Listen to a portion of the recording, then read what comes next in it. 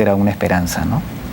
Vamos ahora a Francia. Una reforma laboral impulsada por el gobierno ha generado la salida a la calle de miles de manifestantes y la paralización del sistema de transporte. Los sindicatos convocan para el 31 de marzo a una huelga general. Con masivas protestas, los sindicatos franceses mostraron su descontento hacia la reforma laboral impulsada por el primer ministro Manuel Valls con el fin de contrarrestar el desempleo en el país europeo. Diferentes sindicatos y organizaciones de estudiantes se manifestaron en contra de estas modificaciones que el gobierno de Hollande pretende realizar a la semana laboral de 35 horas de trabajo ya establecida. El proyecto de ley prevé el aumento de las horas de trabajo a 48 horas semanales, compuestas por 12 horas diarias, y en circunstancias excepcionales los empleados tendrían que trabajar hasta 60 horas a la semana. Hollande, que hizo campaña en 2007 con la promesa de mejorar las perspectivas de los jóvenes, defendió la ley, asegurando que brindaría más estabilidad laboral a los jóvenes. Sin embargo, ellos piensan todo lo contrario. Sentimos que no podemos confiar en el gobierno actual para ayudar a los jóvenes, así que creo que esta ley solo va a empeorar la situación. No sé sobre el futuro. Veo que mucha gente de mi edad que es inteligente, no sé cuántos años, incluso los de estudio de alto nivel, aún están sin trabajo, no tienen nada, y no estoy segura de que este tipo de ley solucione el problema del desempleo. Esta reforma ha dividido no solo a la ciudadanía, sino también al Partido Socialista de Gobierno. Hollande y su primer ministro Manuel Valls han sido acusados por prominentes miembros de su propio partido de ser demasiado favorables a las empresas y de haber dado un giro a la derecha. Ya más de 1 millón de personas han firmado una petición en línea contra el proyecto de ley que, según un sondeo, es rechazado por 7 de cada 10 franceses, lo que ha llevado al gobierno a aplazar hasta fin de mes su presentación, inicialmente prevista para esta semana.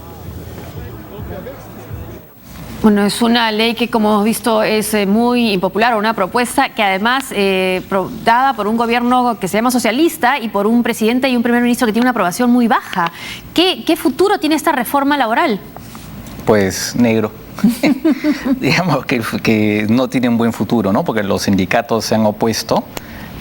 Bueno, hay una opinión mayoritaria que está, digamos, fuerte en contra de esta ley. Siempre se ha dicho que Francia es un país donde hacer reformas es lo más complicado del mundo, ¿no? Los franceses se oponen a las reformas, contrariamente a lo que ha pasado en Alemania.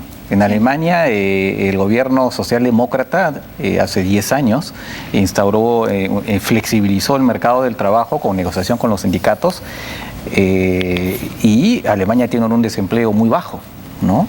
Francia, en cambio, tiene un desempleo del 10%. Hay que decir también que en Francia la tasa de sindicalización es bajísima. Son 8, 9% de los trabajadores están sindicalizados, por lo menos en el sector privado, ¿no? Entonces, esta es una ley que no es como la ley Pulpín, la famosa ley Pulpín que se hizo acá, ¿no? ¿No tiene algo parecido a esta idea de flexibilizar el mercado para que sea más fácil que los jóvenes sean contratados?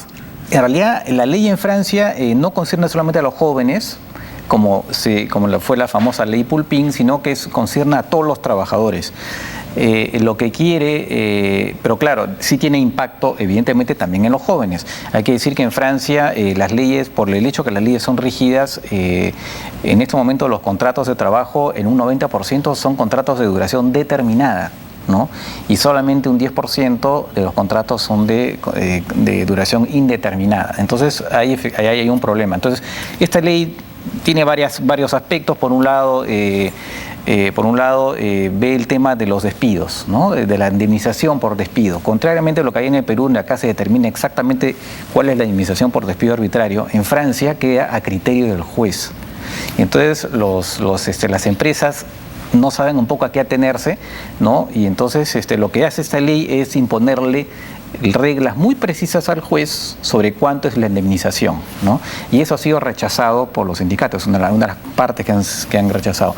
Y otro de los temas también es precisar cuáles son las causas económicas por las cuales digamos, se pueden invocar para que haya despidos.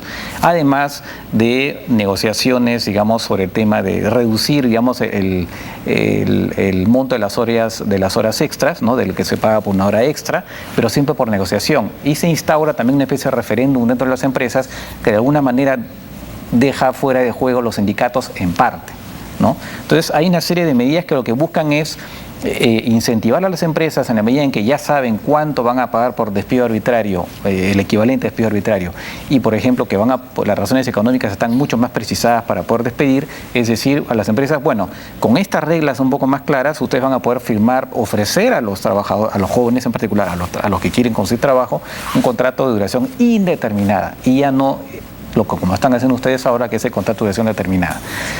Pero claro, como dije, Francia es muy difícil de que las reformas se hagan, es complicado. Muchos tipos de queso. No sé, Francia no, siempre se ha dicho, ¿no? Y hace unos años también, el año 2006, hubo una ley efectivamente para los jóvenes, hecha esta vez por el gobierno de Chirac de derecha, y también tuvieron que retroceder. O sea, yo no sé, Francia es un país bloqueado. Es un país bloqueado. Y este tema tan francés como es la semana con 35 horas, este derecho a la semana de trabajo francesa, como se llama, ¿cambia con esta ley? De alguna, sí, en parte sí, ¿no? Porque, digamos, tiene que ver también con lo que se estaba diciendo ahora, que es el tema de las horas extras, ¿no? Para el cálculo, de alguna manera está comprometido, ¿no? No totalmente, pero ya se había dicho hace mucho tiempo que el efecto económico de las 35 horas había sido muy malo, ¿no? Entonces, y que no ha favorecido. Porque claro, el cálculo era, bueno, se reduce la semana a 35 horas y por lo tanto eso va a favorecer que se contrate más personal, porque hay gente, pero no ha sido así. Francia tiene 10% como dije, de desempleo, entonces... pero se toma con derecho adquirido al que difícilmente se va a renunciar. Ese es el problema, digamos, y esa es una diferencia también que hay, por ejemplo, entre Francia y Alemania, ¿no? En Alemania los sindicatos son reformistas, los sindicatos, digamos, sí son mucho más capaces de ceder, ¿no? De ceder algunos derechos que pueden considerar que son derechos adquiridos, pero son capaces de ceder. En Francia eso es muy complicado y como digo, a pesar de que son minoritarios, pero la opinión pública también en Francia, pues, no sé, es renuente a que haya, pues, aquí haya reformas. Y eso aún, digamos, uno ve, por ejemplo, que muchos franceses se van a trabajar a Gran Bretaña, donde la legislación es mucho más liberal, pero igual van porque ahí sí consiguen trabajo. Entonces hay una contradicción. Se van a trabajar a Gran Bretaña donde consiguen trabajo, pero a la hora de que ahí se quieren hacer reformas en Francia para liberalizar las normas laborales, pues ahí no. Entonces, en fin, son esos misterios que hacen un poco de Francia un país especial, efectivamente, en materia económica en Europa, ¿no?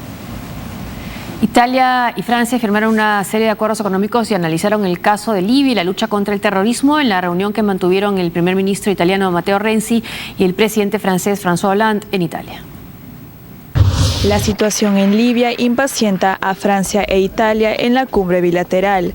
Por ello, el primer ministro italiano Matteo Renzi y el presidente francés François Hollande ratificaron su compromiso para combatir el terrorismo y urgieron a la formación de un gobierno de unidad nacional en Libia. La formación de un gobierno en Libia. La formación de un gobierno en Libia es de hecho una prioridad, por encima de todo por todo el pueblo de Libia, por las tribus y para las familias.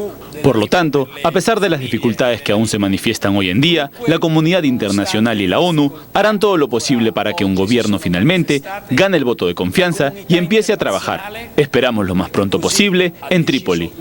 Por su parte, Hollande insistió en la necesidad de estar a la altura para luchar contra el terrorismo, tanto en Siria como en Libia, donde se ha pospuesto desde diciembre pasado la toma de posesión de un gobierno de unidad nacional debido a las diferencias entre las distintas facciones.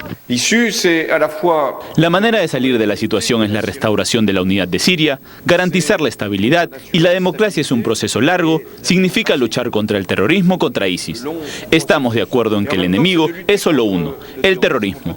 Más allá de la política internacional, temas dominantes de la cumbre, Hollande y Renzi firmaron una serie de acuerdos en materia económica, entre ellos la puesta en marcha tras décadas de estar paralizada la polémica línea de ferrocarril entre Turín y Lyon en el este de Francia. Bueno, generalmente cuando hablamos del grupo terrorista ISIS nos referimos a su ubicación en Siria y en Irak, y muchas veces nos olvidamos de Libia, donde también tiene una presencia el ISIS y quiere aprovechar la situación de caos para tomar y abarcar más territorio. Incluso tienen ya, creo que, Sirte tomada, ¿no? Sí, digamos, están creciendo en Libia a tal punto que ya Estados Unidos ha realizado un primer ataque, ¿no?, contra Libia. Y lo tiene en la mira, ¿no? Saben perfectamente que, además, lo que hacen los análisis de muchos, digamos, gente del Pentágono y de otros lados, es que ISIS de alguna forma estaría preparando una eventual derrota en Siria y en Irak, y convertirían a Libia en su base de repliegue y, digamos, comenzarían a actuar en África, ¿no? Incluso se dice que Francia está ya realizando operaciones con fuerzas especiales en Libia.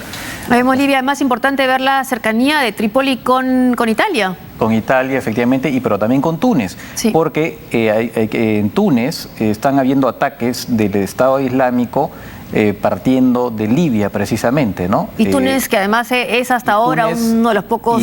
Claro, y es muy importante porque Túnez es el único país donde ha habido la primavera árabe que ha mantenido mal que bien su sistema democrático. Se mantiene en primavera todavía. Se mantiene en primavera, es el país donde además nació la famosa primavera, ¿no? Y todavía se mantiene con un régimen democrático, y sin embargo está bajo asedio de estos terroristas del Estado Islámico, que buscan desestabilizarla, ¿no? Entonces, es importante para los países, para la comunidad internacional, frenar al Estado Islámico también por ese motivo, para que no vaya a generar mayores problemas en Túnez, pero también porque en Libia, a partir de Libia, pues se accede a una serie de países, otros países vecinos, ¿no? En Mali.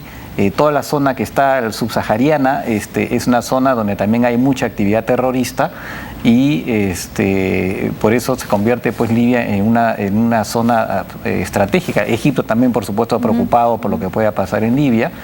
Es más, Egipto intervino también en el conflicto libio, junto con uno de los países del Golfo. Entonces, es una zona estratégica, ¿no? Están una serie de países donde ya hay movimientos, hay todos unos movimientos terroristas, no solamente el Estado Islámico, también Al-Qaeda y otros grupos.